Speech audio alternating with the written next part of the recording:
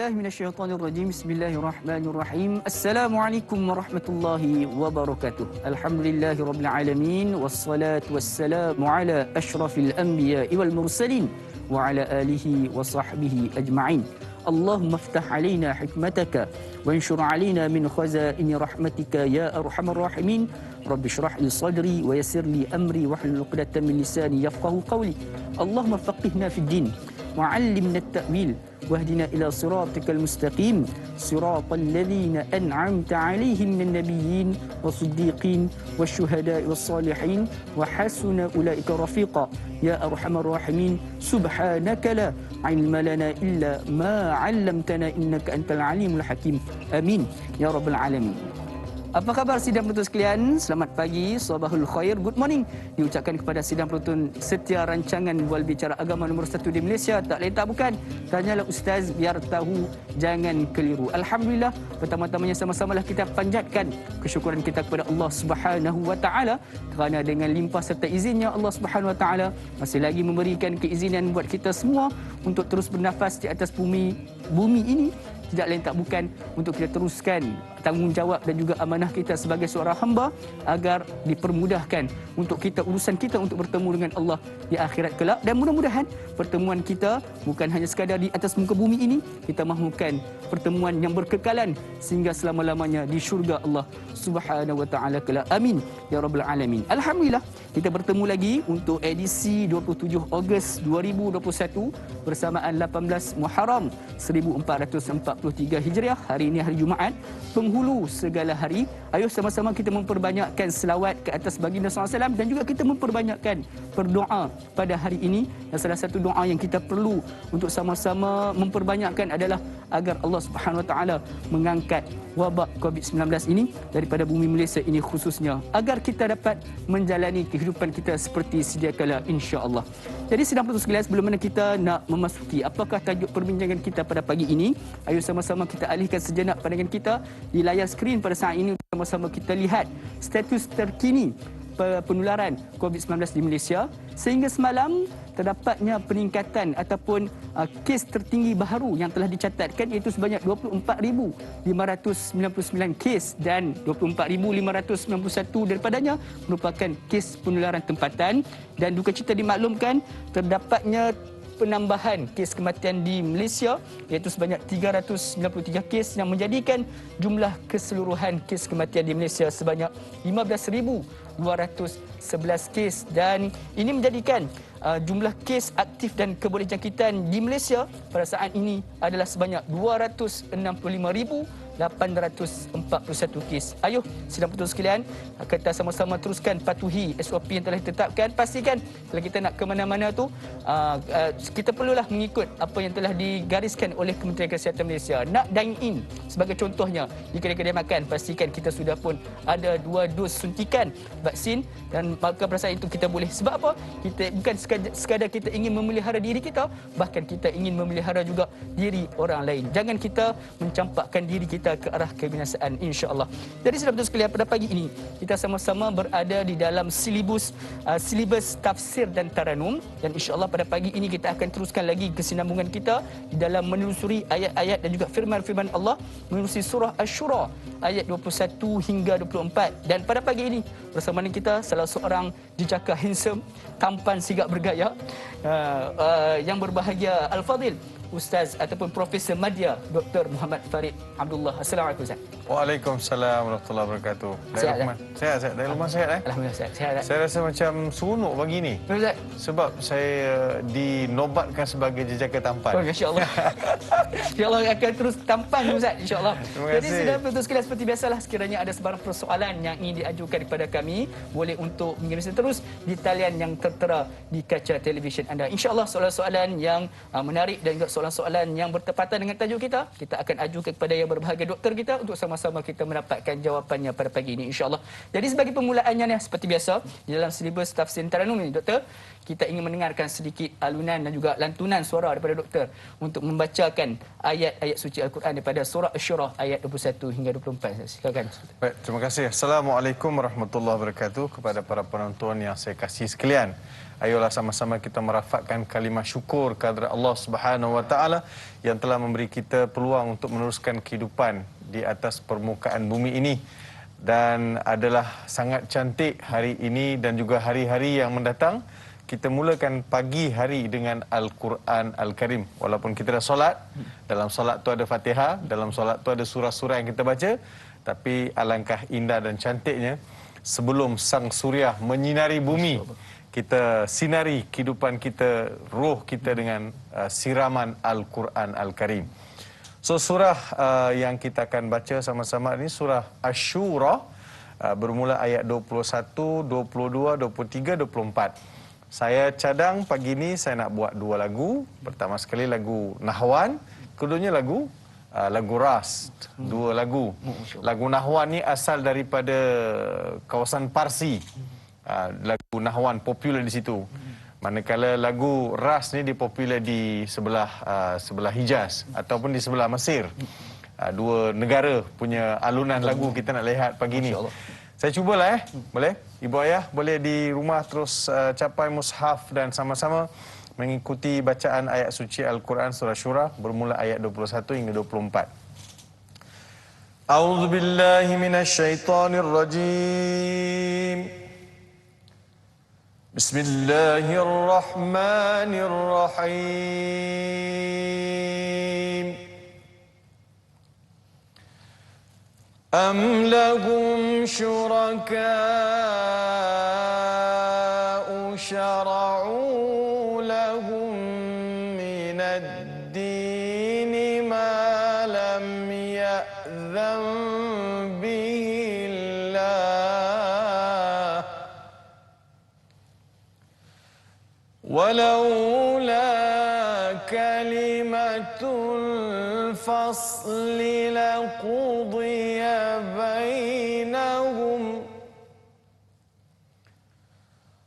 وإن الظالمين لهم عذاب أليم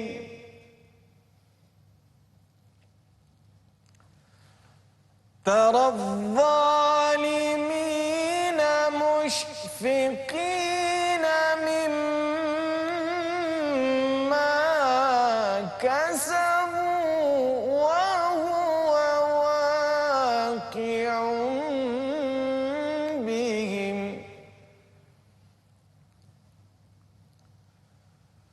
والذين آمنوا وعملوا الصالحات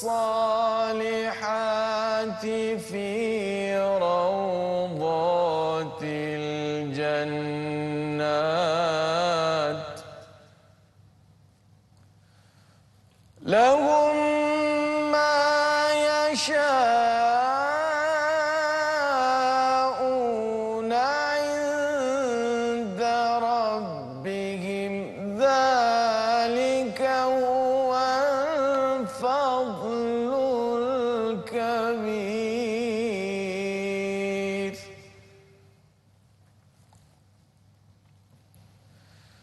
ذلك الذي يبشر الله عباده الذين آمنوا ذلك الذي يبشر الله عباده الذين آمنوا وعملوا الصالحات قل لا أسألكم عليه أجرا إلا المودة في القربى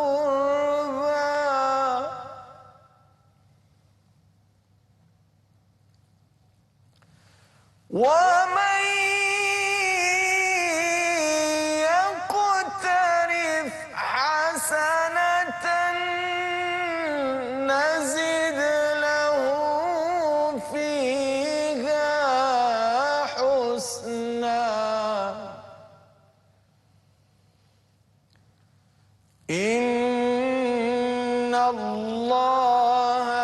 غفور شكور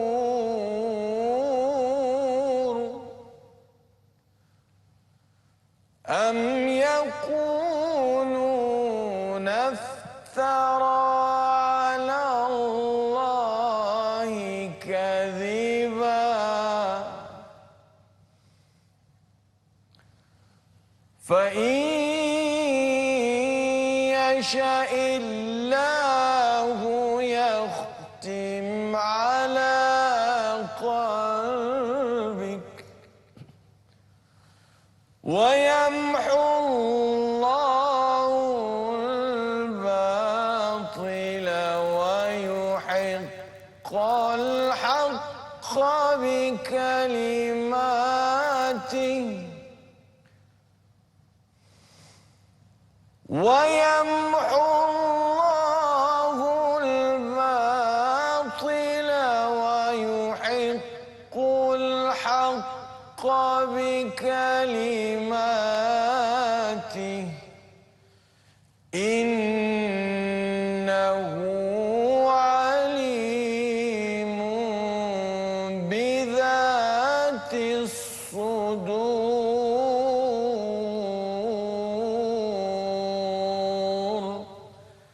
صدق الله العظيم. InsyaAllah sidang penonton sekalian, itulah dia bacaan daripada Taranum Nahwan dan juga Ras daripada surah Asy-Syura ayat 21 hingga 24. Jadi kalau kita nak tahu apakah makna di sebalik baik-baik bacaan Al-Quran sebentar tadi oleh yang berbagai doktor Farid kita, dan kemudian teruskan kekal bersama kami dalam rancangan Tanya Ustaz, biar tahu jangan keliru, kembali sebentar sahaja lagi insya-Allah.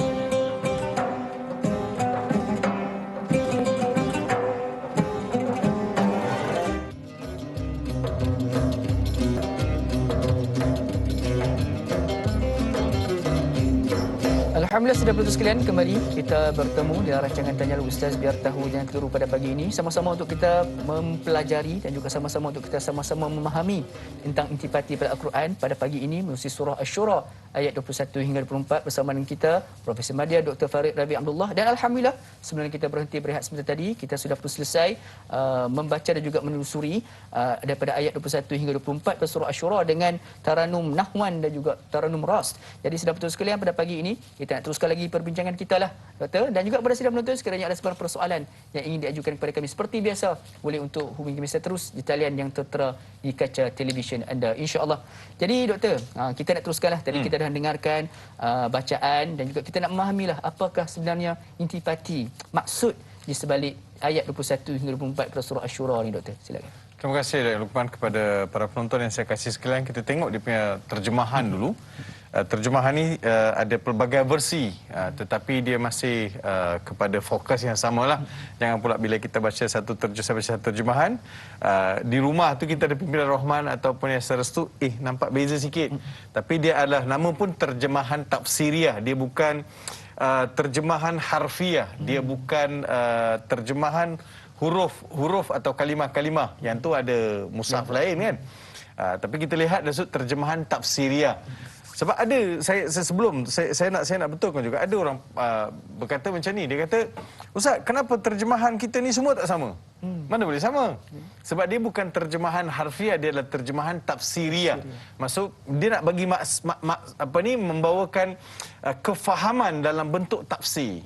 Jadi kita tengok ada pelbagai di rumah, mungkin lain sikit, tapi dia masih lagi topik dia ataupun tujuan daripada konteks ayat tu masih sama lagi. Okey, ayat 21.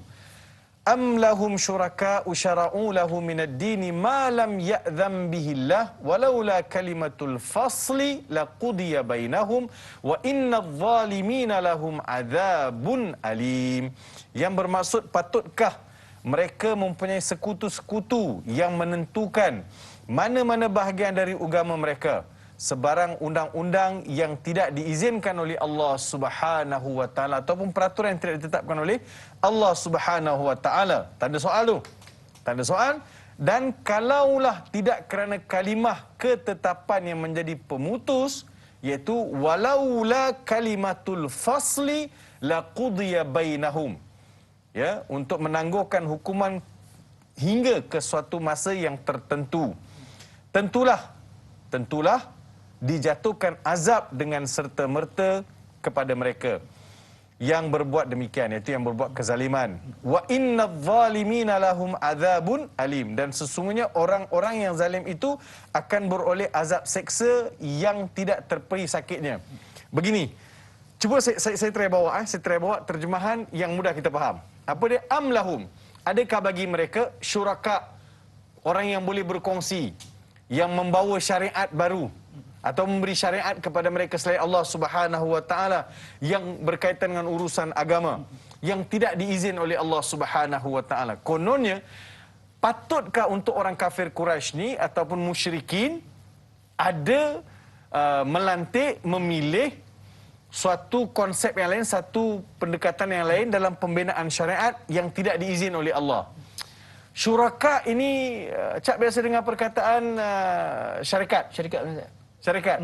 Apa makna syarikat? Syarikat ni adalah syarikat maksudnya gabungan beberapa orang letak modal kemudian berniaga. Ataupun syarikat ini adalah untuk diusaha sama. So bila kata syirik adalah orang yang telah mengkongsikan kuasa bagi Allah Subhanahu wa taala. Jadi dalam ayat ni Allah Taala beritahu, am lahum syuraka, ada tak siapa-siapa yang boleh bantu mereka ataupun bawa satu agama baru selain daripada agama syariat Allah Subhanahu wa taala atau yang tidak diizin oleh Allah. Walaula kalimatul fasli, kalaulah kerana tidak Allah tangguhkan ke atas mereka azab, pastinya mereka sudah menerima azab di atas dunia ini. Sebab itu dia kata walaula kalimatul fasl. Kalimatul fasl adalah perkataan yang biasa digunakan dalam Al-Quran untuk menggambarkan kiamat. Dzalikal yaumul fasl. Kan, fasl maksudnya hari pemisah. Salah satu nama hari kiamat juga namanya yaumul fasl.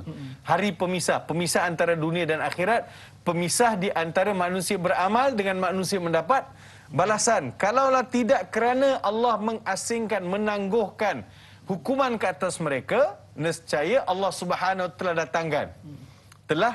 Wa innaz zalimina lahum adzabun alim. Sesungguhnya orang zalim itu bagi mereka azab yang sangat pedih. Kita akan cuba perincikan ayat terus tafsirannya nanti, Cak. InsyaAllah. Taradz zalimina mushfiqina mimma kasabu wa waqi'un bihim. Pada hari kiamat, engkau akan melihat orang-orang zalim takut ngeri. Takut sendiri, ya. Taradz zalimina mushfiqin. Perkataan mushfiqin yang merujuk kepada makna khaifin, wajilin, ataupun takut, gemetar. Mimma kasabu, apa yang telah mereka lakukan masa hidup di atas permukaan bumi ini. Wa huwa waqi'un bihim.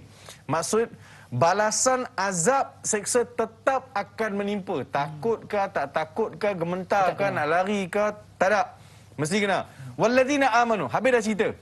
Cerita golongan yang zalim, yang cipta syariat sendiri, yang cari jalan syariat sendiri, settle sampai situ. Walladzina amanu, adapun mereka yang beriman, beramal soleh, fi raudatil jannat, mereka berada di taman-taman syurga. Lahum ma yasha'una 'inda rabbihim, bagi mereka apa-apa yang mereka mahu Allah sediakan di sisinya, di sisi Allah Subhanahu wa taala. Dzalika huwal fadlul kabir, yang demikian itu ialah limpah kurnia yang sangat besar. Sangat besar. Dzalikal fadlul kabir. Kemudian Allah Subhanahu wa taala berfirman lagi di dalam ayat yang sama, di dalam ayat ke-23, "Dzalika alladziina yubashshirullahu 'ibadahu alladziina aamanu wa 'amilus shalihat. Qul la as'alukum 'alaihi ajra illa al-mawaddata fil qurba wa man yaqtarif hasanatan nazid lahu fiha husna innallaha ghafurun syakur." Dzalika alladzi yubashshirullahu 'ibadahu, limpah kurnia yang besar itu yang Allah Subhanahu wa taala gembirakan mereka. Yubashiru, dari bisyarah, iaitu gembira. Allah gembirakan siapa? Hamba-hambanya yang beriman dan beramal saleh. Tadi dah masuk syurga. So bila masuk syurga, taman-taman syurga, limpah kurnia yang tidak dijangkau oleh akal manusia. Gembira tak? Gembira. Gembira. Yang demikian itu Allah gembirakan mereka dalam syurga. Siapa yang digembirakan? Mereka yang beriman dan beramal soleh. Lalu Nabi Muhammad beritahu, bagi tahu mereka wahai Muhammad, Allah beritahu, bagi tahu mereka wahai Muhammad, kulla as'alukum alaihi ajra. Aku tidak minta pun sebarang balasan. Upah, gaji, tak ada. Illal mawaddata fil qurba. Melainkan apa dia? Hanyalah kasih mesra terhadap aku disebabkan pertalian kerabat. Kerana surah Syura ini adalah surah Makkiyah. Apa yang Nabi SAW minta kepada penduduk Mekah ialah, ingatlah aku ni bukan orang lain pun. Saudara-saudara, yang penduduk Mekah ni bukan orang asing pun dengan aku. Jadi ingatlah sikit pertalian kekeluargaan. Illal mawaddata fil qurba. Wa may yaqtarif hasanatan, dan sesiapa yang mengerjakan suatu perkara yang baik, kami tambahi kebaikan baginya dengan menggandakan pahala. Wa may yaqtarif hasanatan nazid lahu fiha husna. Allah akan tambahkan bagi mereka kebaikan. Innallaha ghafurun syakur. Yang mana Allah Subhanahu wa taala adalah Tuhan yang Maha Pengampun, lagi sentiasa membalas dengan sebaik-baiknya akan balasan orang-orang yang bersyukur kepadanya. Jadi innallaha ghafurun syakur. Yang tu kita akan perincikan. Menarik, innallaha ghafurun syakur. Ghafur syakur. Ghafur syakur. Ya, keampunan Allah Subhanahu wa taala, syukur, berterima kasih. Kan Allah Subhanahu wa taala suka orang yang minta keampunan, Allah suka pada orang yang berterima kasih. Bagi orang yang mohon keampunan, Allah akan tambah lagi keampunan. Allah Subhanahu wa taala akan tambah lagi nikmat dia ke atas mereka yang bersyukur. Dua sifat kan, ghafurun syakur. Am yaquluna iftira 'ala Allah. Baca terus. Am yaquluna iftara 'ala Allahi kadhiba, ayat 24. فَإِنْ يَشَإِ اللَّهُ يَخْتِمْ عَلَى قَلْبِكَ وَيَمْحُ اللَّهُ الْبَاطِلَ وَيُحِقُّ الْحَقَّ بِكَلِمَاتِهِ إِنَّهُ عَلِيمٌ بِذَاتِ الصُّدُورِ. Saya tersilap tadi, وَيُحِقُّ الْحَقَّ tadi, وَيُحِقَّ الْحَقَّ dalam surah Al-Anfal, وَيُحِقَّ الْحَقَّ. Kadang kita baca ni, kita ingat apa yang kita baca, kita hafal tu, dia suka tertukar-tukar kadang. Bukan sengaja, kadang dia datang kan, datang. Baik, apa maksud dia? Am yaquluna iftara 'ala Allahi kadhiba. Orang-orang kafir tidak mengakui kerasulan Nabi Muhammad sallallahu alaihi wasallam, bahkan mereka mengatakan ia telah mereka-reka perkara dusta terhadap Allah. Wah, ini tuduhan ke atas Nabi Muhammad. Jangan percaya Muhammad. Muhammad ini mencipta, Muhammad ini mereka, Muhammad ini bawa satu benda yang tidak difardukan Allah, tidak diperintah oleh Allah. Mereka kata Nabi Muhammad ini pendusta, kadhiba. Fa in yasha'illahu yakhtim 'ala qalbik. Kalaulah Muhammad ini seorang yang dusta, pastinya Allah Subhanahu wa taala yang Maha berkuasa itu akan menutup pintu hati Muhammad sallallahu alaihi wasallam, wa yamhullahu al-batila wa yuhiqqul haqqa bi kalimati. Dan daripada situ, tetapi Allah tidak menghendaki yang demikian, bahkan ia memberi kuasa menyampaikan perintahnya. Maka semua kenyataan yang engkau sampaikan adalah benar, wahai Muhammad. Dan sememangnya Allah Subhanahu wa taala tetap menghapuskan perkara yang salah, serta ia menetapkan yang benar dengan kalimah-kalimah wahyunya dan keputusannya. Sesungguhnya ia, iaitu Allah Subhanahu wa taala, Maha mengetahui akan segala isi hati yang terkandung di dalam dada. Jadi begitulah terjemahan bagi ayat 21 hingga 24. Panjang. Ayat dia pun panjang-panjang. Tetapi mesej dia sangat cantik. InsyaAllah kita akan perincikan, kita akan lihat satu persatu bagaimana kita nak santuni, bagaimana kita nak tadabbur ke semua ayat-ayat ini supaya boleh jadikan panduan dalam kehidupan kita. Terima kasih. Kita sambung Ustaz Fadil. Jadi silam betul sekalian, kita sudah pun memahami tentang terjemahan daripada ataupun tafsiran daripada ayat-ayat ini. Jadi kita sebentar saja lagi kita akan memahami dengan lebih mendalam apakah yang kita boleh tadabbur daripada ayat tersebut. Jadi saudara sekalian, kita nak berehat sebentar. Jangan ke mana-mana. Teruskan kekal bersama kami dalam rancangan Tanya Ustaz, biar tahu yang kira kembali sebentar sahaja lagi.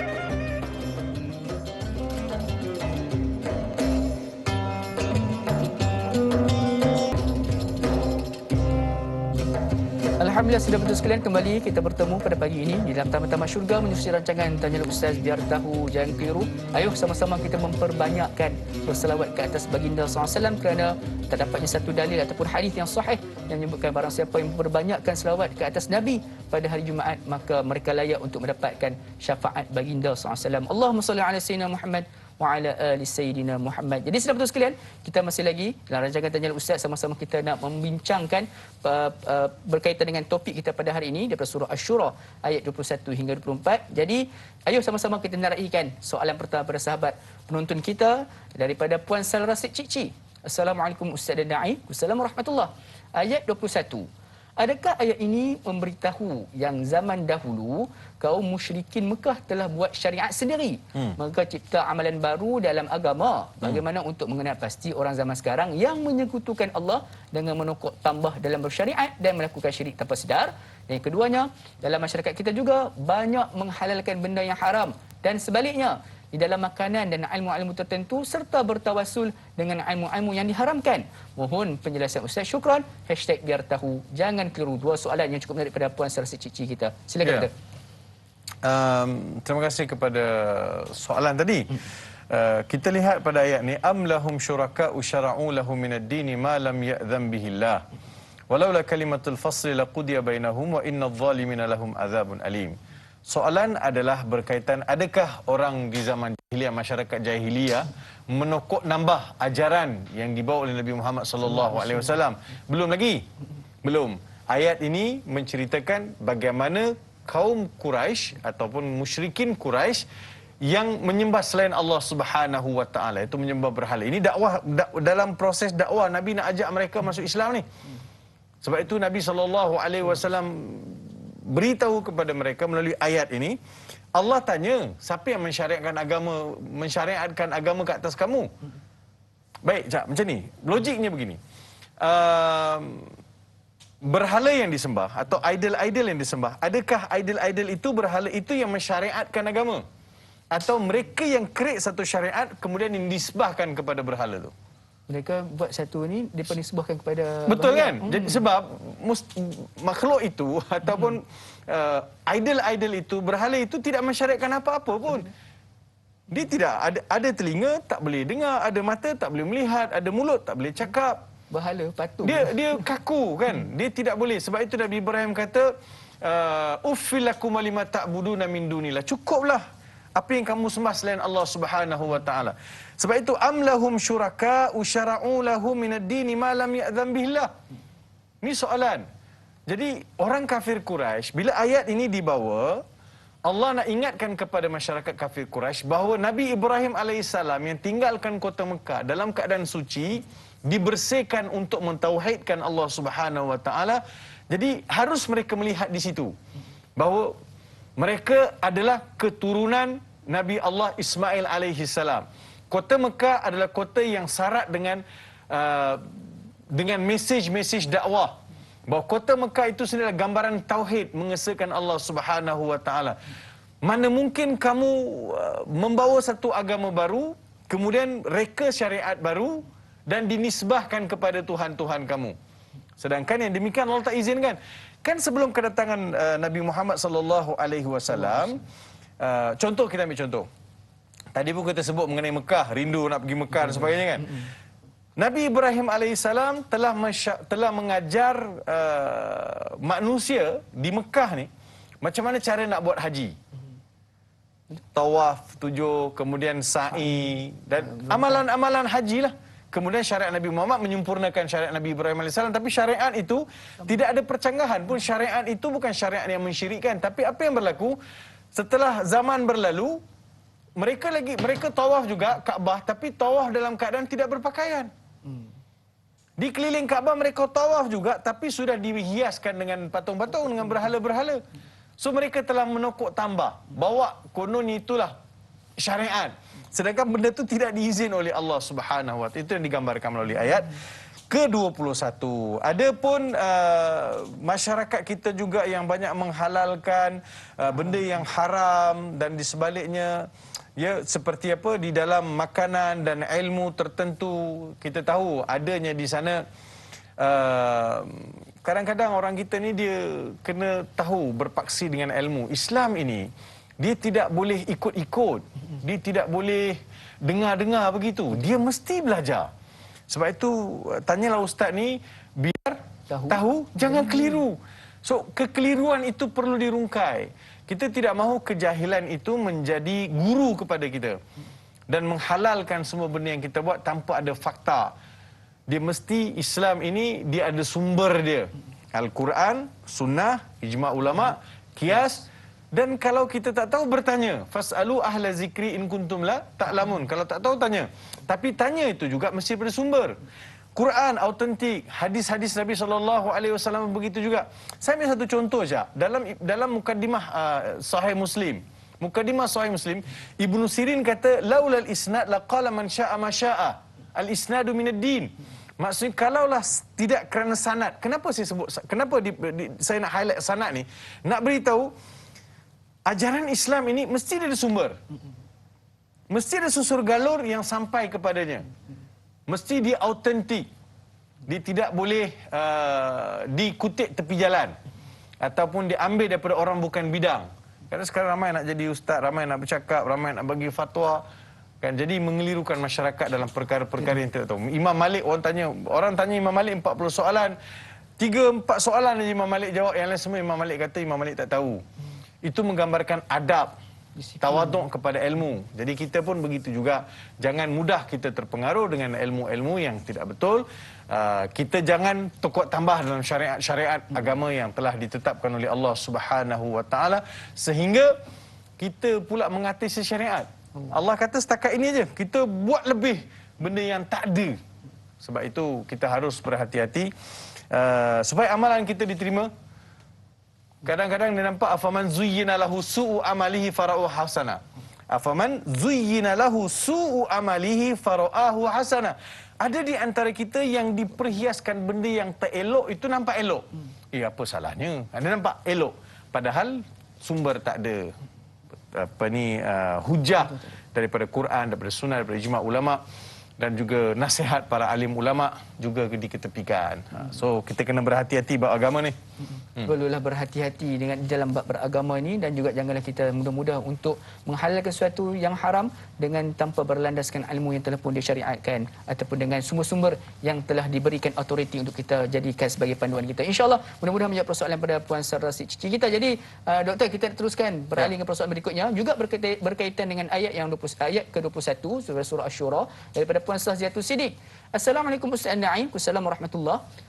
Apakah ketika pandemik ini dengan diuji kelaparan dan masalah ekonomi itu ialah merupakan satu signal dari Allah untuk kita kembali mengikut ajaran kebenaran dari wahyu Al-Quran?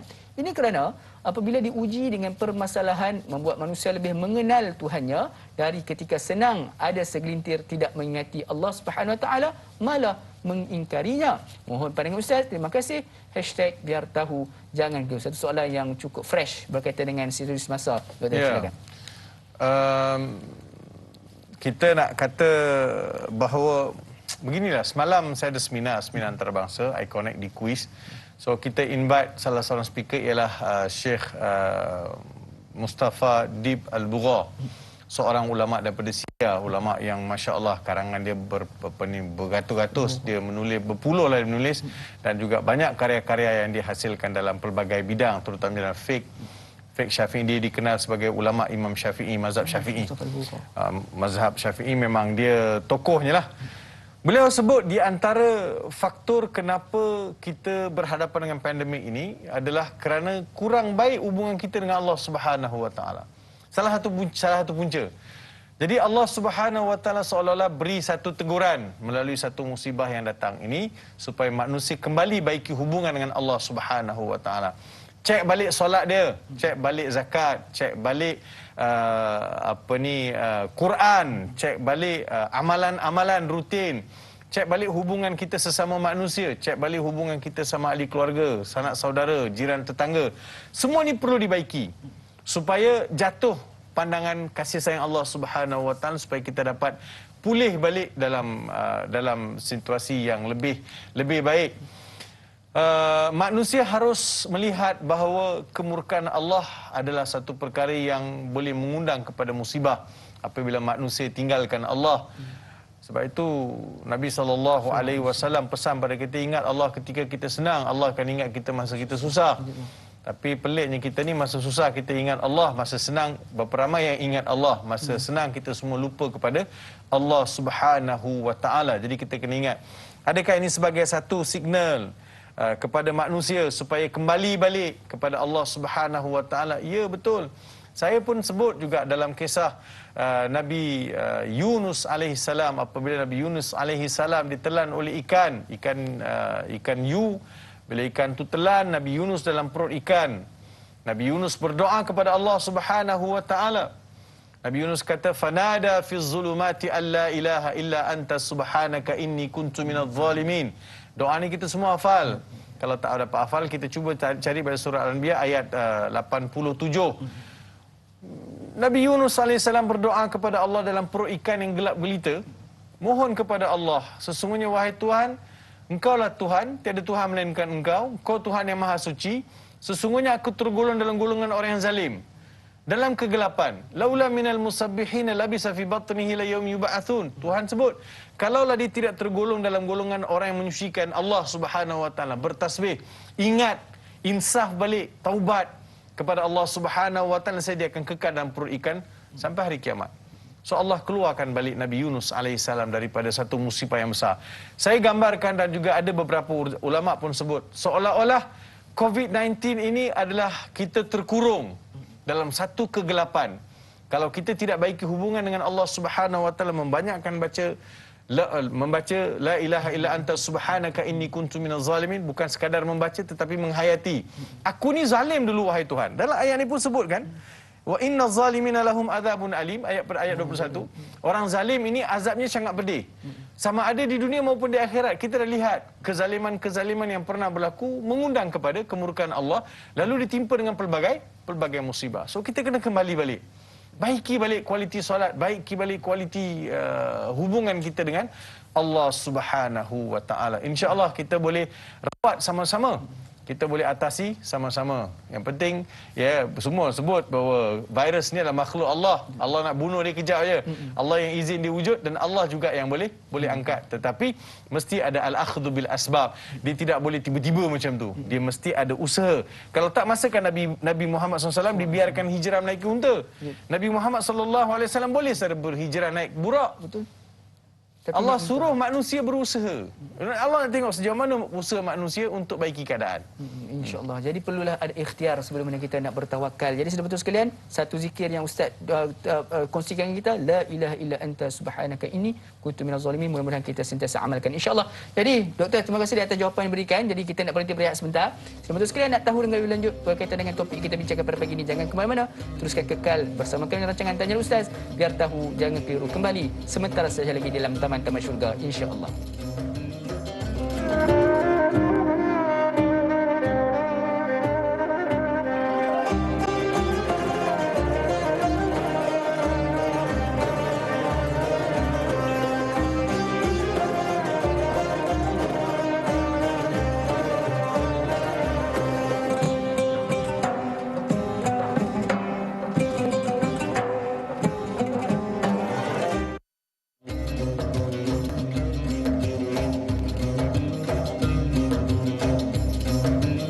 Alhamdulillah, sudah betul sekalian, kembali kita bergabung di dalam Taman-Taman Syurga. Mudah-mudahan pertemuan kita di dalam Taman-Taman Syurga menerusi rancangan Tanyalah Ustaz ini menjadi perintis dan juga pemula agar kita semua dapat bertemu dan juga bergabung di dalam Taman Syurga yang kekal abadi, yakni di akhirat kelak. Amin ya rabbal alamin. Jadi sudah betul sekalian, kita kembali bertemu dalam rancangan Tanyalah Ustaz. Sama-sama kita membincangkan topik berkaitan dengan surah Asy-Syura ayat 21 hingga 24. Dan alhamdulillah, sebelum kita berhenti berehat sebentar tadi, sudah pun selesai kita mendalami daripada ayat 21 daripada surah Asy-Syura ni. Jadi sudah betul sekalian, sahabat-sahabat, saudara serumpun kita yang sedang menyaksikan menerusi live Facebook kita pada pagi ini, terima kasih kerana memilih rancangan Tanya Ustaz sebagai pilihan anda. Jadi jangan lupa untuk melaksanakan salah satu tanggungjawab kita untuk menyebarluaskan ilmu yang kita dapat pada pagi ini. Sama-sama kita hanya melakukan satu tugas yang cukup mudah, hanya dengan kita menekan butang kongsi. Insya-Allah kita sudah pun melakukan satu amanah untuk kita menyebarluaskan ilmu yang kita dapat pada pagi ini untuk kebaikan kita bersama, insya-Allah. Jadi sahabat sekalian, kita teruskan lagi perbincangan kita pada pagi ini dengan meraihkan persoalan berikutnya daripada Puan Hana Wanci. Assalamualaikum Ustaz Da'i. Assalamualaikum warahmatullahi. Soalan saya Ustaz, berpandu pada ayat ke-22 surah Asy-Syura, adakah orang-orang yang menganiaya diri mereka sendiri dengan perbuatan syirik kepada Allah dan kemaksiatan akan merasa ketakutan terhadap siksa kerana melakukan perbuatan dosa yang mereka lakukan, tetapi siksaan dan azab pasti menimpa mereka kerana taubat tidak memberi manfaat, sedangkan orang-orang beriman kepada Allah Subhanahu Wa Taala berada di dalam taman-taman dengan kenikmatan syurga. Mohon pencerahan Ustaz. Terima kasih Ustaz dan Da'i. Sama-sama #biar tahu jangka. Satu soalan menarik Doktor berkaitan dengan azab kepada orang-orang yang zalim tersebut Doktor. Ya, terima kasih. Terima kasih juga kepada Hana Wanci atas soalan.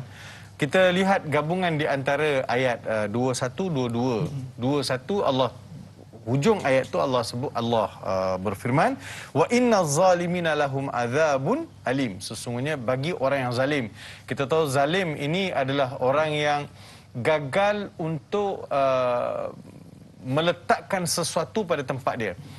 Akal, dia dikurniakan akal tapi dia tak letak pada tempat dia. Maksudnya dia biarkan akal itu dibelenggu dengan ideologi yang salah ataupun mewarisi perkara-perkara yang salah. Zalim juga.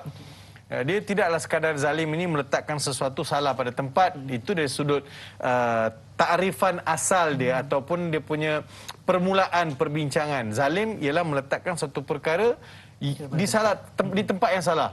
Jadi akal ini kalau tidak digunakan untuk berfikir secara waras, secara logik, sedangkan kita sudah balik, kita ada kemampuan tersebut, maka kita telah melakukan kezaliman. Mana mungkin syariat itu dicipta oleh makhluk. Syariat itu mesti datang daripada Maha Pencipta, daripada Allah Subhanahu Wa Taala. Sebab itu Tuhan bekalkan untuk kita Al-Quran. So rentetan daripada itu, bila masuk ayat ke-22, Allah sebut taral zalimina musyfiqina mimma kasabu. Disebabkan kezaliman mereka tadi dan apa yang mereka lakukan, jadinya mereka takutlah. Khaifin, takut. Khaifin atas apa yang mereka lakukan, takut apa yang mereka telah lakukan. Dia orang buat salah ni, Cak, dia sentiasa takut. Contoh kita lesen dah mati kan, kita bawa kereta, bawa motor, rasa takut tak? Takut. Takut kan? Bila kita dah terambil barang orang, kita nak cakap bohong, takut. Kita rasa takut. So kita takut kerana kod-kod orang tahu bahawa kita ni memang salah, kita ni buat salah. Kita tak mau keaiban kita terdedah. Kita takut. Hidup takut. Ini dekat akhirat ni, tak ada benda yang boleh disembunyikan di hadapan Allah Subhanahu Wa Taala. Tara zalimina musyfiqina mimma kasabu wa huwa waqi'un bihim. Kasabu, perkataan kasabu. Cuba ibu ayah perhatikan perkataan kasabu. Quran tak ada mimma amilu, tak kata amilu, tapi kata kasabu. Kasabu maksudnya adalah suatu perkara yang dilakukan secara pilihan. Secara pilihan. Dia bukan suatu yang dipaksa. Kasaba. Iktisab. Saya kalau dapat rezeki hari ini adalah kerana usaha saya. Membanting tulang, bekerja, sungguh-sungguh, fokus, dapat rezeki. Kasab. Itu namanya kasab. Kasabu sama juga. Dia tidak dihumban ke dalam neraka, dia tidak diseksa, dia tidak ditimpakan sesuatu balasan yang berat kerana saja-saja tak, tetapi kerana mimma kasabu. Apa yang kamu telah lakukan. Tapi disebabkan hidup di dunia ini banyak buat benda jahat, banyak bermusuh dengan orang, menyakiti orang, mengambil barang orang. Dia kalau sekadar taubat je tak lepas. Dia mesti patah balik. Betulkan balik yang salah. Termasuk dalam mazhab Syafi'i ini, kalau saya pernah tinggal solat, saya kena start qadaklah solat tu. Kalau saya pernah tinggal zakat, saya kena start qadaklah zakat saya, bayar balik. Begitu juga kalau saya tak pernah ambil hak orang, saya kena pulangkan balik. Kalau saya pernah buat jahat dengan orang, saya kena minta maaf balik. So saya kena train balik diri saya kena latih balik diri saya menjadi orang yang baik seperti mana saya pernah melatih diri saya menjadi orang jahat. Dia kena reflect balik lah, dia kena patah balik. So, bila melihat kepada soalan yang dikemukakan, maksud takut diri sendiri atas kejahatan yang telah dilakukan, maksiat yang telah dilakukan, kejahatan-kejahatan telah dilakukan. Dekat akhirat, benda tu akan didedahkan. Nak lari tak boleh. Wa huwa waqi'um bihim. Jadi, balasan itu pasti akan mengena. Dan setakat itu pun sudah cukup menggerunkan kita, kan? Rasa, Allahu Akbar, apalah yang boleh selamatkan aku dekat akhirat kalau aku tidak selamatkan diri aku sendiri. Allah Subhanahu wa taala tidak pernah menzalimi manusia walaupun sebesar zarrah. Faman ya'mal mithqala dzarratin khairan yara wa man ya'mal mithqala dzarratin syarran yara. Kalau kita pernah buat benda baik, biarpun sebesar biji sawi lah kita kata, zarrah, paling halus Tuhan akan datang pada timbangan. Tapi kalau kita pernah buat kejahatan, walaupun sebesar biji zarrah, pasti Tuhan akan datangkan balasan. Itu zarrah. Allah. Tapi manusia hari ini tak kira zarrah dah. Dia pakai, dia buat berapa pikul, berapa kontena. Jadi bukan sekadar zalimi diri dia, tetapi dia juga menyebabkan orang lain terkesan dengan kezalimannya dia pernah buat. Jadi sudah betul sekalian menyebabkan kita sama-sama refleksi diri. Saya doktor, bila doktor sebut itu, teringat balik zaman kecil-kecil dulu. Walaupun sebesar zarah kita melakukan kejahatan itu, tetap akan ditimbang dan juga dinilai oleh Allah SWT. Mudah-mudahan Allah SWT memberikan kesempatan buat kita untuk bertaubat di atas dosa-dosa kita. Amin ya rabbal alamin. Jadi sudah betul sekalian doktor, kita nak raikan persoalan berikutnya daripada Mak Etun. Assalamualaikum da'i dan ustaz. Waalaikumsalam warahmatullahi. Juga berkaitan dengan ayat 22. Sekiranya tak ada ketetapan yang menentukan dari Allah, tentulah mereka telah dibinasakan. Adakah ketetapan dalam ayat di atas bermaksud Allah menangguhkan balasan hingga hari kiamat? Persoalannya, kenapa Allah Subhanahu Wa Taala menangguhkan siksaan sedangkan Allah boleh sahaja menghukum mereka di dunia lagi? Mohon pencerahan, terima kasih. #biar tahu, jangan keliru. Daripada Mak Etun dari Semerah Padi Pokok Mangga, Melaka, Ustaz. Silakan. Oh, tu dia Mak Etun dari Semerah Padi Pokok Mangga, Melaka. Teringat cerita Apu Ramli, Semerah Padi. Semerah Padi. Mak Etun boleh tahan Mak Etun punya ni di Melaka ni, masya-Allah. Terima kasih kepada Mak Etun atas soalan. Kenapa Allah tangguhkan? Jadi pertama sekali, banyak juga balasan-balasan manusia dapat di dunia ini, dan ada juga balasan-balasan ditangguhkan oleh Allah Subhanahu wa taala di akhirat.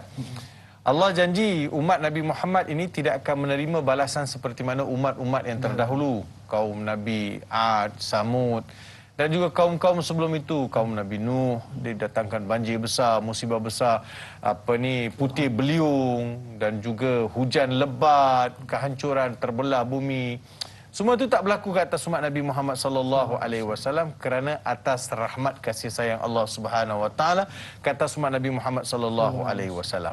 Dan Allah tangguhkan ke atas mereka segala macam balasan.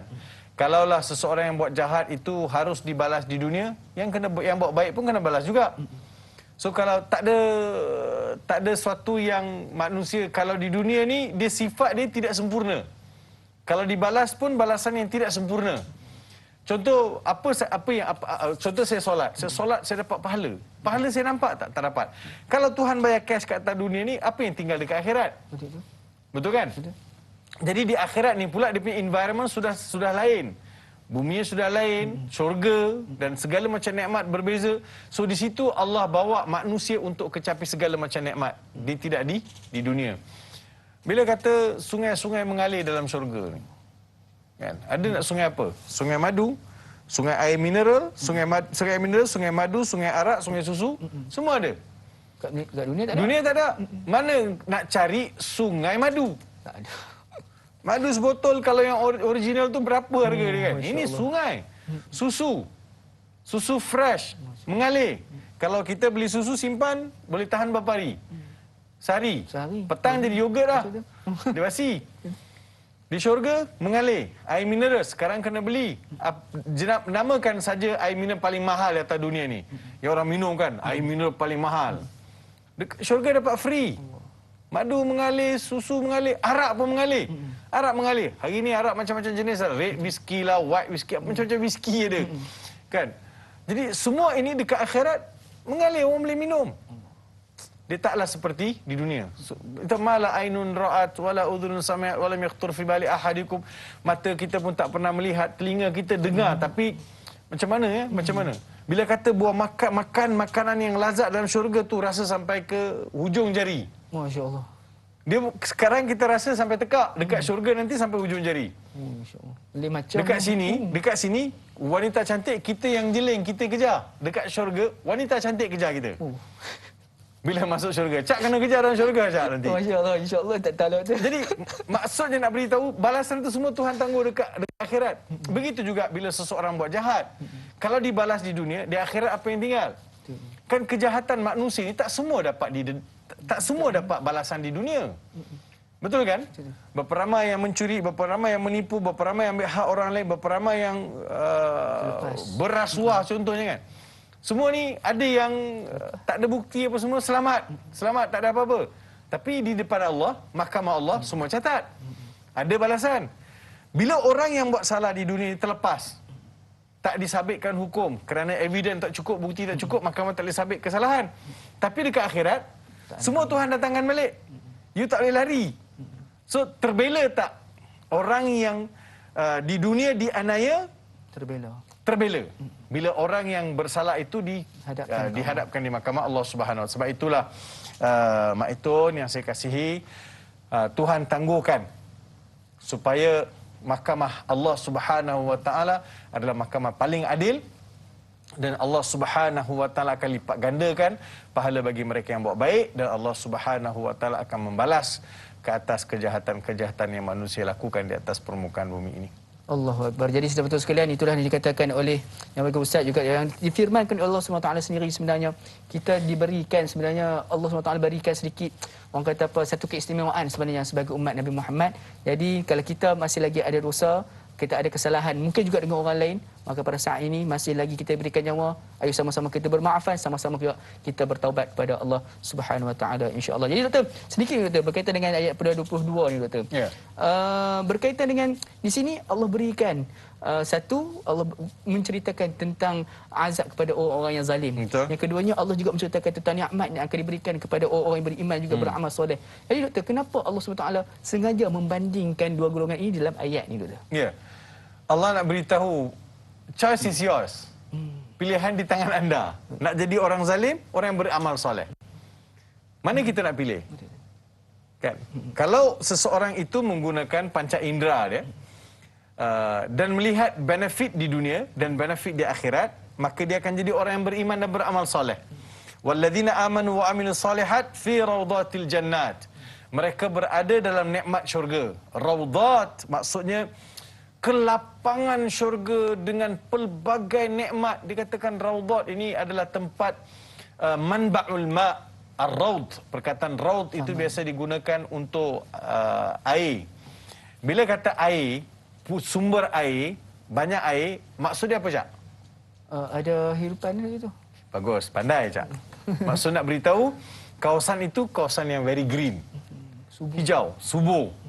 Ada air, adalah kehidupan. Di subur, hidup dengan air. Jadi Allah Subhanahu Wa Taala beritahu bahawa hidupnya suasana dalam syurga itu dengan pelbagai nikmat. Saya bila fikir balik riadah, kita sebut perkataan riadah, raudah kan, raudah, riadah. Mungkin disebutkan juga riadah ini sebagai satu latihan ni yang sering bila orang riadah ni mesti nak minum air. Oh, gitu. Bukan hanya sekadar kita riadah dekat taman, tapi nak minum air. Dia mesti nak air, mesti ada carry water. Jadi Raudatul Jannat, jannat ni pula taman-taman syurga. Kenapa namakan jannat? Sebab benda yang tertutup daripada mata pandangan manusia. Sama kan? Sebab itu namakan jin, benda yang tak dapat dilihat. Dia janna alaihi lail, apabila berlakunya malam, jadi tak ada benda yang kita dapat lihat. So terhalang daripada mata kasar manusia akan segala macam yang ada dalam taman-taman syurga. Biasa digunakan dengan mufradat, digunakan dengan singular, jannah. Tapi ini jannat. Allah nak beritahu keluasan syurga. Lahum ma yasha'una 'inda rabbihim. Masya-Allah. Ini satu janji Tuhan. Maksudnya lahum ma yasha'una 'inda rabbihim. Nak apa habaq mai? Orang Kedah kata. Nak apa? Bagi tahu saja. Apa nak? Dia dalam syurga ni, even sampai satu tahap ulama bincang, tak payah minta pun. Tak payah minta. Terlintas. Kalau dapat makan anggur, pam, anggur datang. Oh, anggur datang. Anggur tu datang dihidangkan. Baru terlintas. Tak payah minta. Hari ni minta, bilalah boleh makan anggur, kat mana anggur sedap, kat mana anggur manis, kat mana anggur yang berapa? crunchy, Harga kan berapa? kat mana ya, yang sebesar-sebesar ibu jari yang tak ada biji, kat mana ya, ni nak anggur warna orange, nak warna nak apa ni, nak green grape ke atau nak red grape ke, nak black grape ke kan. Kat syurga terlintas, semua datang. Itu lepas tu yang paling menariknya, inda rabbihim, di sisi Tuhan. Di sisi Tuhan, Masya Allah. Itu di antara nikmat-nikmat Tuhan janjikan, Cak. Semoga kita semua berada dalam Raudhatul Jannah dan menikmati segala macam pemberian Tuhan di akhirat nanti. Amin. Jadi mudah-mudahan dengan pertemuan kita dalam Raudhah di dalam majlis ilmu ni, sebagai pemula kita insya-Allah bertemu di Raudhatul Jannah. Amin rabbal alamin. Jadi sahabat sekalian, dengan terjawabnya persoalan tersebut, maka kita nak melabuhkan tirai terlebih dahulu di TV3. Insya-Allah kita akan saksikan dan akan meneruskan di TV9 untuk 30 minit ekstra eksklusif yang berikutnya. Terus kita sama ingin mempelajari berkaitan dengan surah Asy-Syura pada ayat 21 hingga 24 dan berbaki dengan ayat 23 dan juga ayat 24. Jadi sahabat sekalian, dan Ustaz biar tahu yang keliru kembali sebentar sahaja lagi insya-Allah.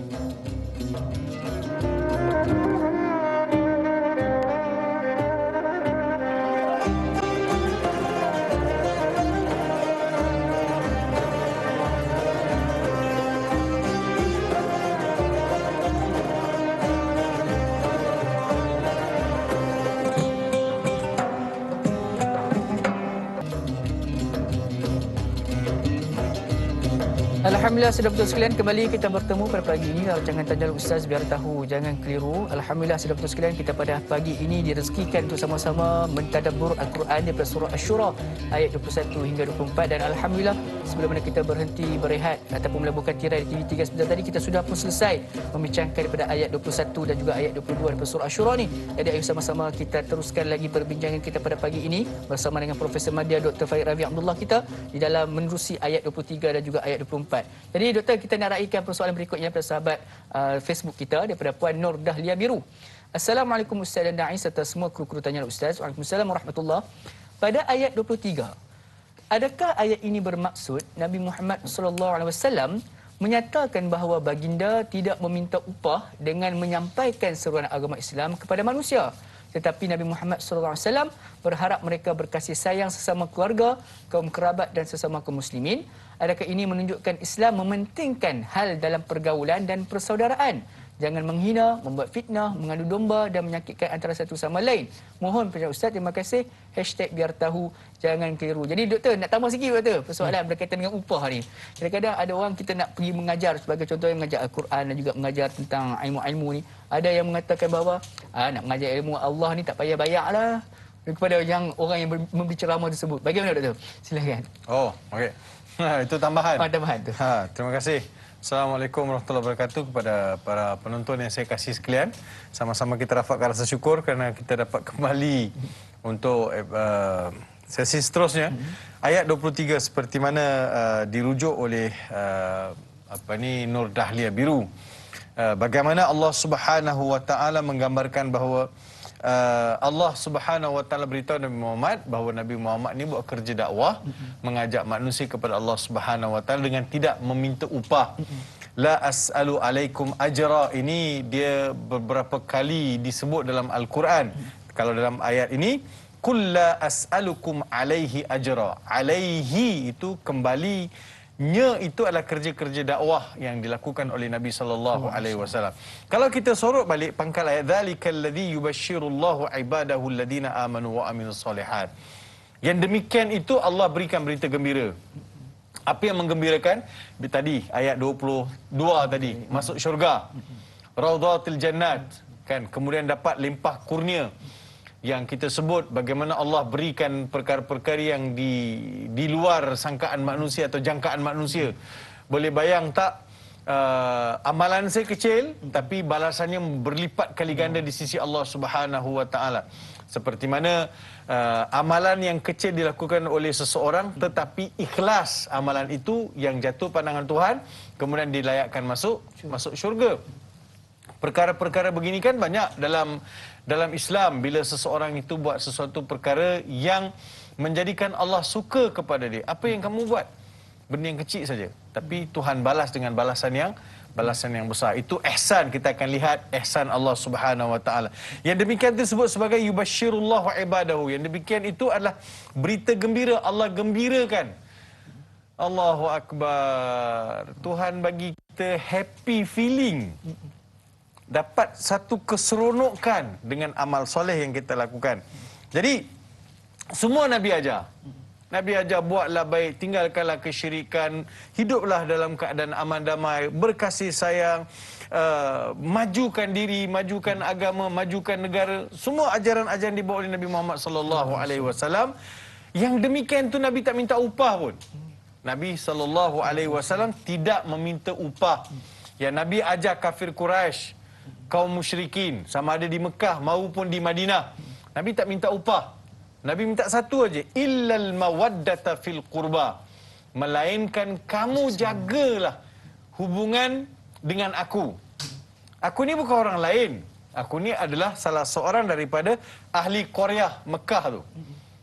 Salah seorang yang dilahirkan dan membesar di bumi Mekah. Kamu semua tahu bahawa aku ini bukan orang asing, dan kebanyakan penduduk Mekah ini adalah keturunan Nabi Allah Ismail alaihissalam, dan Nabi Muhammad juga adalah keturunan Nabi Allah Ismail alaihissalam. Respectlah. I'm part of part of Mekah.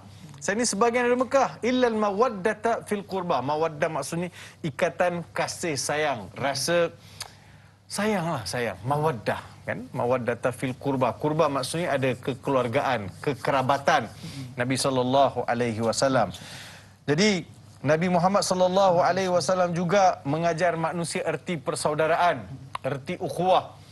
Dalam Al-Quran banyak, innamal mu'minuna ikhwah. Sesungguhnya orang beriman itu adalah bersaudara. Jadi kan kita ni kadang-kadang nilai-nilai persaudaraan ni semakin terhakis. Tak berapa nak dijaga. Yang menjadikan Tuhan murka. Hebat macam mana pun sesebuah karya, tapi kalau tak ada nilai-nilai kasih sayang, persaudaraan, tidak akan ada rahmat dan kasih sayang Allah Subhanahu wa taala. Dan berapa ramai yang telah membuktikan bahawa nilai kasih sayang itu adalah menjadi jambatan untuk mendapat keberkatan hidup. Kita lihat bagaimana berlakunya hijrah Nabi Muhammad sallallahu alaihi wasallam. Kan kita pun masih lagi dalam suasana hijrah. Bila Nabi tinggalkan kota Mekah, pergi ke Madinah, bagaimana orang Madinah itu melayan Nabi Muhammad sallallahu alaihi wasallam, melayan para sahabat ridwanullah alaihim dari kalangan Muhajirin dan juga Ansar. Dan kita dapat lihat persaudaraan yang mereka bina itu menjadi saksi dan juga menjadi bukti. Sebab itu Nabi sampai Madinah, Nabi buat 3 benda. Nabi bina masjid untuk jaga hubungan dengan Allah. Tapi masjid itu bukan sekadar untuk solat semata-mata, tetapi menjadi pusat pentadbiran Nabi Muhammad sallallahu alaihi wasallam. Allah berfirman, la masjidun ussisa ala taqwa min awwal yawmin ahaqqu an taquma fihi rijalun yuhibbuna an yatatahharu. Jadi masjid Kuba yang dibina sebagai masjid yang pertama adalah menjadi tempat dibina atas dasar takwa, dan di dalamnya ada orang yang menyucikan diri, beramal soleh. Jadi Allah suka masjid tu, dan maksimum digunakan secara maksimum masjid tu. Itu masjid. Keduanya Nabi saudarakan antara Ansar dan Muhajirin. Muhajirin adalah mereka yang datang meninggalkan kota Mekah pergi ke Madinah, dan Ansar adalah penduduk tetap kota Madinah. So Nabi saudarakan antara kedua mereka. Persaudaraan yang mengatasi persaudaraan yang kita faham. Sebab bila disebut innamal mu'minuna ikhwah, itu adalah gambaran bahawa adatul hasr, hanya senya mereka yang beriman itu adalah bersaudara dengan kamu. Kamu kena jaga. Mereka adalah seperti satu tubuh badan. Mesti jaga persaudaraan dalam Islam, ukhuwah. Sebab itu ada pepatah Arab sebut, rubba akhin lam taliduhu ummuk. Beramai yang menjadi saudara kamu yang bukan lahir daripada ibu yang sama. Terasa? Apa cak bukan daripada ibu? Kita berdua ada ibu yang memiliki ibu yang berbeza, tetapi kita adalah bersaudara. Persaudaraan ini bukan saya yang asaskan, bukan cak yang asaskan, bukan Da'i Luqman yang asaskan. Tetapi persaudaraan ini terjalin yang diutus oleh Tuhan melepasi 7 lapisan langit. Dia mengatasi warna kulit, bahasa, bangsa. So kita semua yang beriman itu adalah bersaudara. So itu yang perlu dilihat sama. Selain daripada persaudaraan Nabi yang Nabi SAW minta supaya dijaga, dan juga Nabi ajar apa erti persaudaraan dalam Islam. Allahu Akbar. Jadi mudah-mudahan kita semua memelihara persaudaraan sesama Islam kita, insya-Allah. Jadi saudara sekalian, mudah-mudahan menjawab persoalan tersebut. Jadi kita jadi saudara sekalian, kita sudah pun selesai pada ayat 23. Jadi kita nak berehat sebentar, kembali dengan ayat 24 surah Asy-Syura. Sebentar saya lagi rancangan Tanya Ustaz, biar tahu jangan keliru.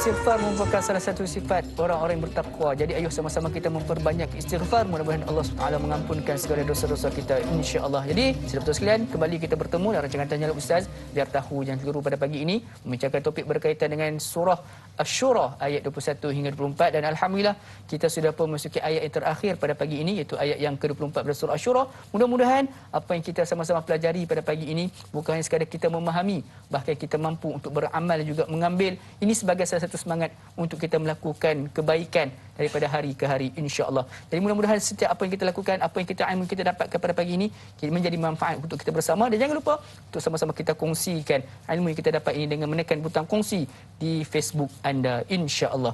Jadi doktor, kita teruskan lagi persoalan kita pada pagi ini. Nak raikan persoalan berikutnya pada sahabat Facebook kita daripada Muhammad Izzuddin. Assalamualaikum Profesor Madya, Dr. Muhammad Ravi dan Luqman, warga kerja TV9 dan TV3 dan TV9 yang bertugas. Waalaikumsalam warahmatullahi. Merujuk awal ayat ke-24 yang mafhumnya orang-orang kafir tidak mengakui kerasulan Nabi Muhammad sallallahu alaihi wasallam. Bahkan mereka mengatakan dia telah mereka-reka perkara dusta terhadap Allah. Mengapakah musyrik Mekah ini tidak bersetuju dengan utusan Allah Subhanahu Wa Taala, iaitu Nabi Muhammad sallallahu alaihi wasallam kepada mereka? Bahkan mereka mencari jalan lain dengan melakukan sembahan lain melalui tawassul kepada Allah Subhanahu Wa Taala. Mohon pencerahan Prof. Terima kasih. Jadi doktor, satu soalan juga berkaitan juga, sekarang ni banyak juga ajaran-ajaran sesat yang muncul, tetapi mereka mengatakan bahawa tetap bertuhankan Allah Subhanahu Wa Taala.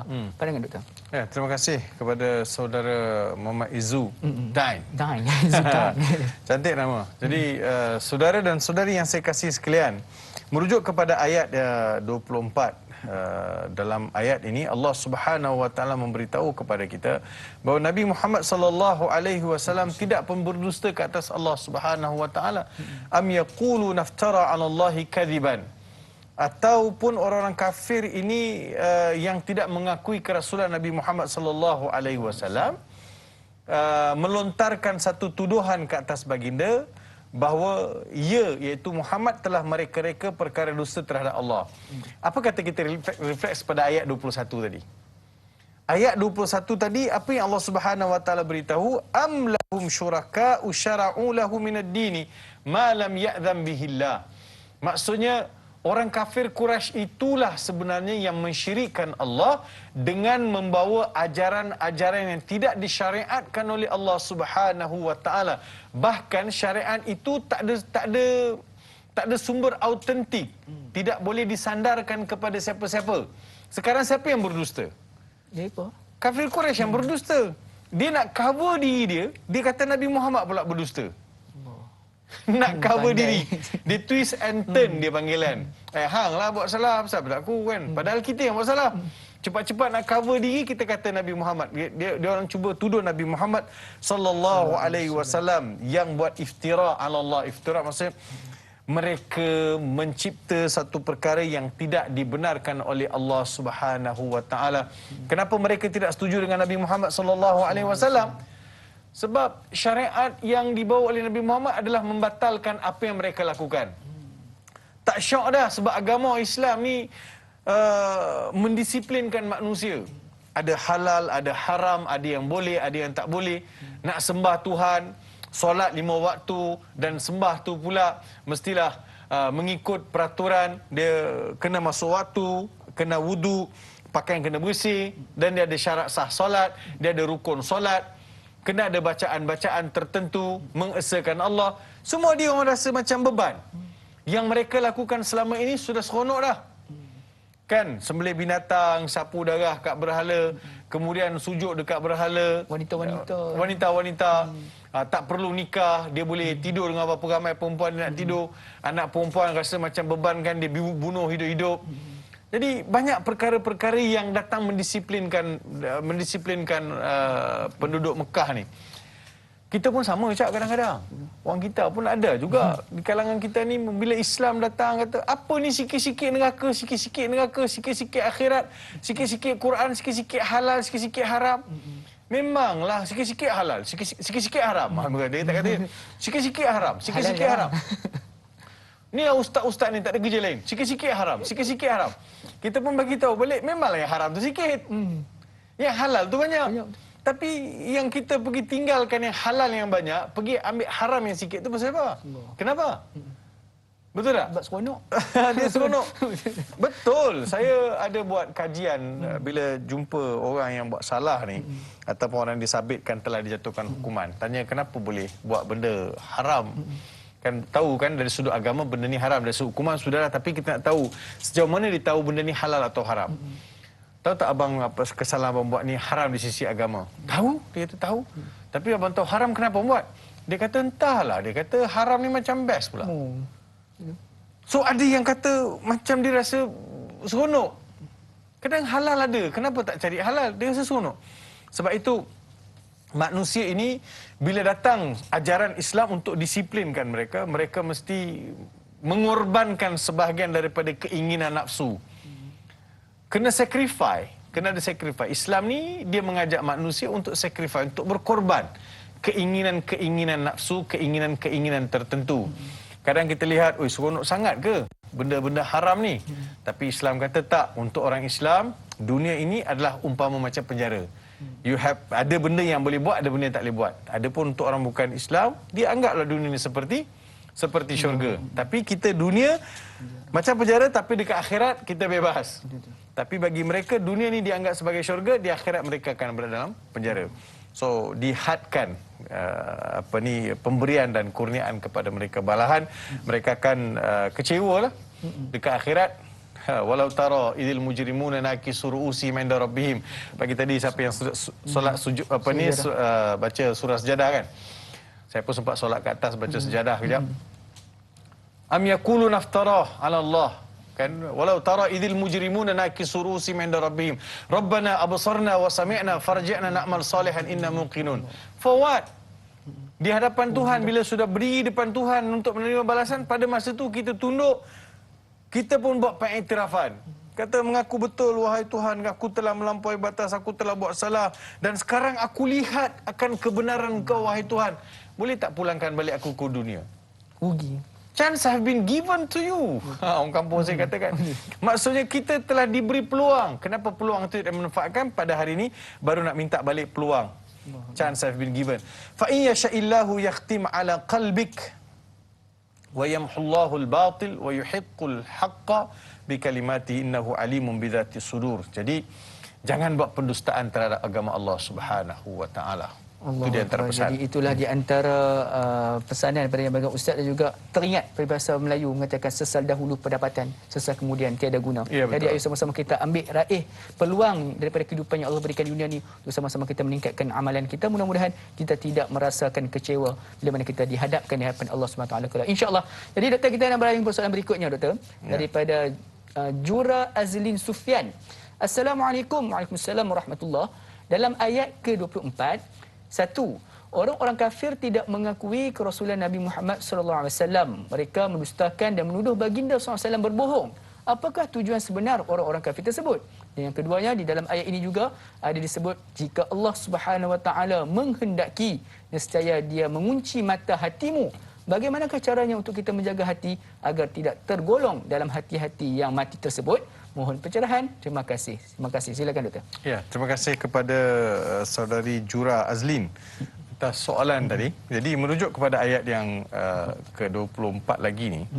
Bila saya ingin bacakan apa yang disebut oleh ulama ni, mereka sebut min za'mil musyrikin anna Muhammadan sallallahu alaihi wasallam qad ikhtalaqal Qur'ana wa nasabahu li rabbih. Di antara tuduhan golongan musyrikin ke atas Nabi Muhammad sallallahu alaihi wasallam adalah menuduh Nabi Muhammad mencipta Al-Quran. Dia mencipta Al-Quran, Nabi Muhammad cipta Al-Quran. Daripada mana Nabi Muhammad cipta Al-Quran? Kata asalnya Nabi Muhammad ni cipta Al-Quran dengan mencedok idea-idea ayat-ayat daripada Taurat, ayat-ayat daripada Injil. Bila masa pula Nabi pergi talaki dengan ahli kitab? Kan Nabi jumpa Waraqah bin Nawfal, sekali itu Nabi jumpa Waraqah bin Nawfal. Kemudian Nabi Muhammad jumpa pula pendeta Yahudi dekat Basrah. Ya, Nabi Muhammad jumpa masa tu umur Nabi Muhammad baru 9 tahun. Kali kedua Nabi pergi, lelaki itu pun dah tak ada. So, pertemuan Nabi dengan mereka ni sangat terhad. Jadi tuduhan tidak berasas. Kemudian Quran kalau Nabi Muhammad cipta, wow. Banyak benda saintifik dalam Al-Quran. Nabi berapa kali Nabi pergi mandi laut? Saya ambil contoh satu je. Berapa kali Nabi pergi mandi laut? Tak pernah dengar. Tak pernah dengar Nabi pergi mandi laut. Macam mana pula Nabi tahu laut itu ada 2 lapisan, ada 3 lapisan? Masya-Allah. Kan dia kata au ka zulumatin fil bahri lujji yaghshahu min fawqi mawjun min fawqi mawj zulumatun ba'daha fawqa ba'd idza akhraja yadahu lam yakad yaraha. Surah An-Nur, Allah beritahu bagaimana lapisan laut. Mana kapal yang jatuh dekat laut tu sampai sekarang kita tak jumpa. Sebab dalam laut tu berapa ratus kilometer kat dalam laut tu orang nak menyelam. You tahu tak apa yang ada kat bawah sekali? Cahaya yang ada kat atas bila sampai certain level, cahaya tu tak boleh tembus dah kat bawah. Kita biasa tengok kot rancangan-rancangan yang mengenai laut ni, ada makhluk dalam tengah laut tu, makhluk dia pelik sangat. Siap ada lampu. Macam torchlight, macam lampu tanglong ada torchlight. Dia bukan ikan di lautan biasa. Jadi nak beritahu, kalau Nabi Muhammad cipta bila masa pula? Jadi ternafi. Kemudian wa yaqulu raddan alaihim law haddathta nafsaka an taftari kadiban la taba'atu ala qalbik. Kalau Nabi Muhammad ni mencipta sesuatu benda, pasti Allah akan patri akan tutup hati Nabi Muhammad SAW. Jadi menafi kerasulan Nabi Muhammad SAW, ini adalah usaha daripada dulu supaya bila nafi kerasulan Nabi Muhammad akan nafilah syariat Islam. Jadi Allah Subhanahu Wa Taala mengunci mata hati manusia ni sebab manusia jauh daripada Allah, jauh daripada Al-Quran, jauh daripada kebenaran. Hati ini satu benda yang sangat unik. Wallahu alimun bidzati sudur. Allah Maha mengetahui apa yang dalam hati. Saya pernah sebut sebelum-sebelum ini apa yang dimaksudkan dengan zati sudur. Dalam sadr ini namanya dada. Dalam dada ni ada qalb, ada fuad, ada ulul albab. Semua dalam ni. So Allah tahu apa yang dalam ni. So murnikan dia, sucikan dia dengan nur Al-Quran supaya kita dapat lihat keesaan Allah, kehebatan Allah, dapat melihat kecintaan kita pada Nabi Muhammad sallallahu alaihi wasallam dan juga menyusun strategi kehidupan kita yang lebih mampan, yang mengundang keredaan Allah Subhanahu Wa Taala supaya kita dapat syurga yang dinanti-nantikan, yang dijanjikan oleh Allah Subhanahu Wa Taala. Amin ya rabbal alamin. Jadi sucikan hati kita dengan nur ataupun cahaya Al-Quran, insya-Allah. Jadi saudara betul sekalian yang bergabung doktor, kita sudah pun berada di penghujung rancangan. Sedikit doktor kesimpulan ringkas di atas apa yang kita pelajari pada pagi ini daripada surah Asy-Syura ayat 21 hingga 24, dan beliau ustaz tutup dengan bacaan doa, mudah-mudahan Allah berkati pertemuan kita pada pagi ini. Silakan. Ya, pertama sekali Allah pesan kepada kita bahawa syariat ini adalah syariat Allah. Jalan agama itu telah ditetapkan oleh Allah Subhanahu Wa Taala sama ada melalui Quran ataupun melalui utusan Nabi Muhammad sallallahu alaihi wasallam.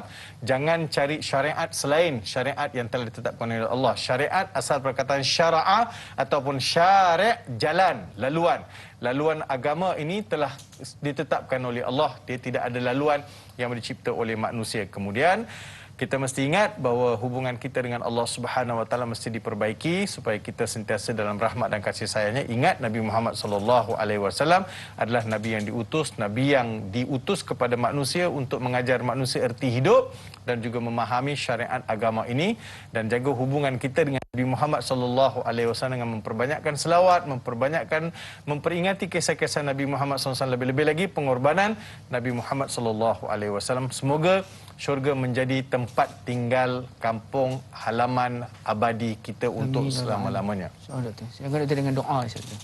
Bismillahirrahmanirrahim. Alhamdulillahirabbil alamin. Wassalatu wassalamu ala asyrafil anbiya'i wal mursalin wa ala alihi wa ashabihi ajma'in. Allahumma salli ala Sayyidina Muhammad wa ala ali Sayyidina Muhammad. Ya Allah, ya Tuhan kami, di penghujung pengajian kami dalam tafsir pada hari ini, ya Allah, kami mohon kehadrat-Mu, apalah kiranya Kau rahmati kami, Kau beri kami keampunan dan juga Kau murahkan rezeki kami, ya Allah. Ya Allah, ya Rahman, ya Rahim, jauhkan diri kami dan ahli keluarga kami, negara kami daripada wabak COVID-19.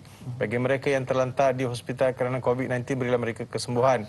Dan bagi kami, ya Allah, Kau berilah kami kekuatan untuk terus patuh kepada SOP dan juga dapat menghindari COVID-19. Ya Allah, ya Rahman, ya Rahim, kepadamu juga kami bergantung, padamu juga kami berharap, apalah kiranya Kau jadikan kami insan-insan cintakan ilmu, cintakan Al-Quran, cintakan Nabi Muhammad sallallahu alaihi wasallam dan kembali kepada agamamu dengan menghayatinya dengan sebaik mungkin, ya Allah. Rabbana atina fid dunya hasanah wa fil akhirati hasanatan wa qina adzabannar. Wa sallallahu ala sayidina Muhammad wa ala alihi wa sahbihi barak wa sallam. Subhana rabbika rabbil izzati amma yasifun wa salamun alal mursalin walhamdulillahi rabbil alamin. Amin amin ya rabbal alamin. Jazakallah khairan katsiran Doktor di atas pesanan Anda beberapa pagi ini dan bacaan doa. Mudah-mudahan Allah berkati pertemuan kita dan juga mohon dihalalkan segala ilmu yang dilimpahkan kepada kami Doktor pada hari ini. Jadi sedang betul sekalian, jangan lupa untuk saksikan insya-Allah kami berdua lagi pada esok hari untuk sambungan perbincangan kita pada pagi ini, iaitu menerusi surah Asy-Syura ayat 25 hingga 28. Jadi saya dan Luqman mohon maaf sekiranya ada terkasar bahasa, tersilap tusun bicara. Mudah-mudahan kita bertemu lagi di akhirul kalam. Wabillahi taufiq wal hidayah. Wassalamualaikum warahmatullahi wabarakatuh. Tanyalah ustaz biar tahu, jangan keliru.